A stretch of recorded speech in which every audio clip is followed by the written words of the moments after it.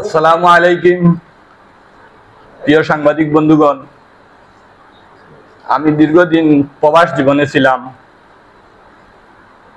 অনেক দিন ধরে এই প্রবাস জীবনে আমার স্ত্রীর সাথে মনোমালিন্য করে আসতেছি, কারণ আমার স্ত্রীর স্বভাব চরিত্র ভালো নয়। অনেক দিন ধরেই আমার মনোমালিন্য হইতেছে।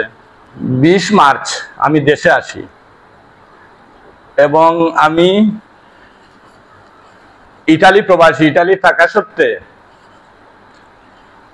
আমার স্ত্রীকে আমি তালাক প্রদান করি ফেসবুক ও হোয়াটসঅ্যাপের মাধ্যমে। আমি জানতে পারি যে আমার স্ত্রী স্বভাব চরিত্র ভালো নয় এবং গোলাবাজার হোটেলের মধ্যে একটা ছেলে নিয়ে অবৈধ সম্পর্কে জড়িত।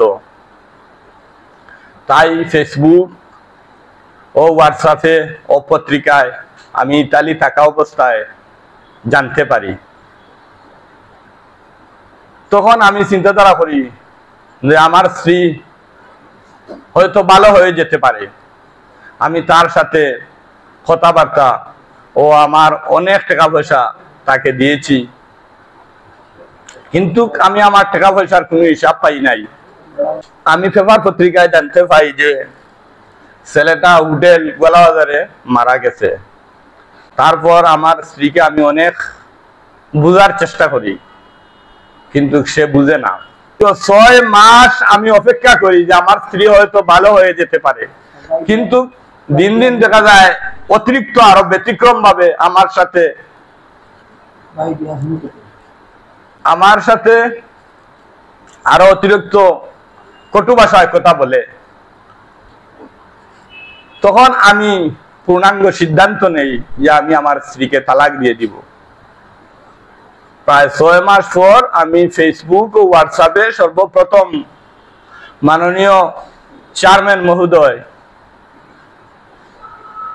বুরুঙ্গা ইউনিয়নের আখলাকুর রহমানের ফেসবুকে আমি হোয়াটসঅ্যাপে তালাক প্রদান করি ও গ্রামের মেম্বার সহ আমি তালাক প্রদান করি।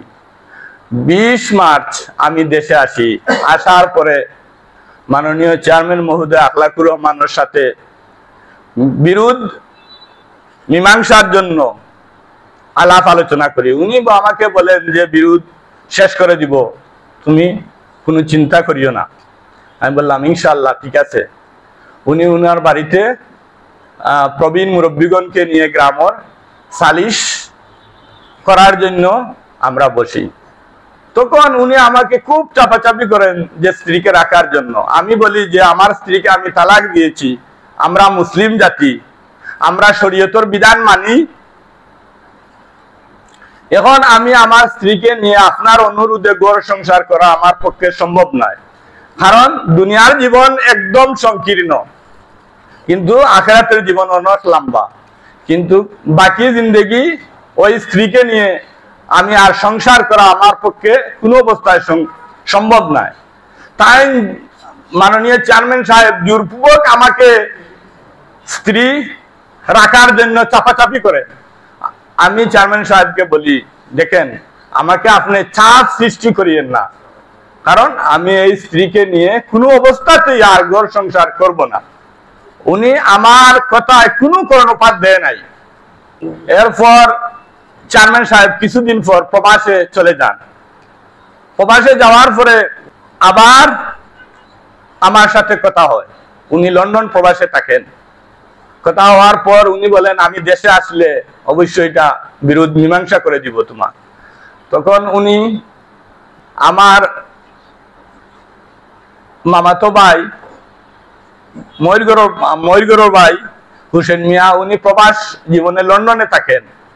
তো উনার সাথে চেয়ারম্যানের কথা হয় ও আমারও কথা হয়। উনি আমাকে বললেন যে আমি বিরোধ লন্ডন চেয়ারম্যানের সাথে মীমাংসা করে দিয়েছি, তুমি চেয়ারম্যানের বাড়ি গেলেই এই বিষয়টা শেষ হয়ে যাবে। তখন আমি চেয়ারম্যানের বাড়িতে, চেয়ারম্যান বলেন সামান্য 2-1 লোক নিয়ে আসলেই আমি এটা শেষ করে দিব। তখন আমি গ্রামের মেম্বার ও মুবশির হাসান চৌধুরী আমার দাদা, উনাকে নিয়ে আমি চেয়ারম্যানের বাড়িতে যাই। আরো পশ্চিম তিলাবাড়ার মুখিদ মেম্বারও ছিলেন।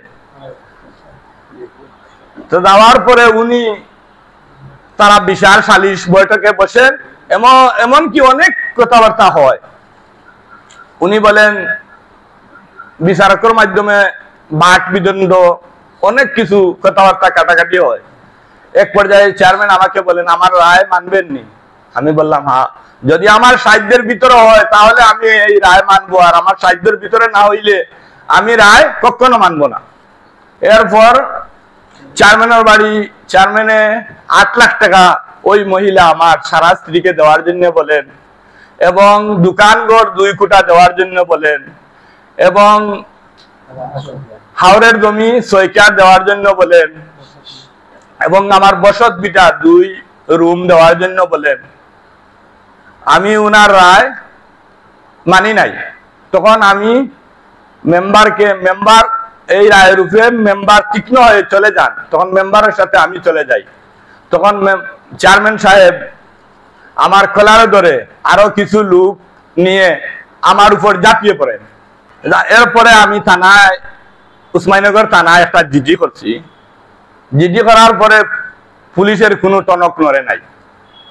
প্রভাবশালী আওয়ামী লীগ নেতা আখলাকুর রহমান, আওয়ামী লীগের যশোর, উনি প্রভাব থানায় খাটিয়ে আমার 2টা অভিযোগ দিয়েছি। থানার মধ্যে কোনো অভিযোগ পুলিশের টনক নড়ে নাই। তার কারণ আমি জানতে পারি নাই এখন পর্যন্ত কেন পুলিশের টনক নড়ে না। কারণ আওয়ামী লীগ যশোর সরকার এখন চলে গেছে, এরপরেও আওয়ামী লীগের কথা আছে বাংলাদেশ। যে আমার খাবিন 2 লক্ষ টাকা।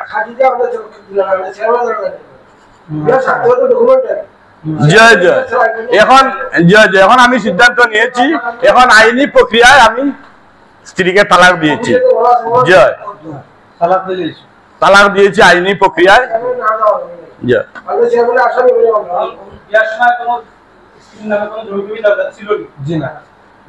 জি না 2 লক্ষ টাকা খাবিন। আমি চেয়ারম্যানকে বলেছি আমি 2 লক্ষ টাকা দিয়ে দেই।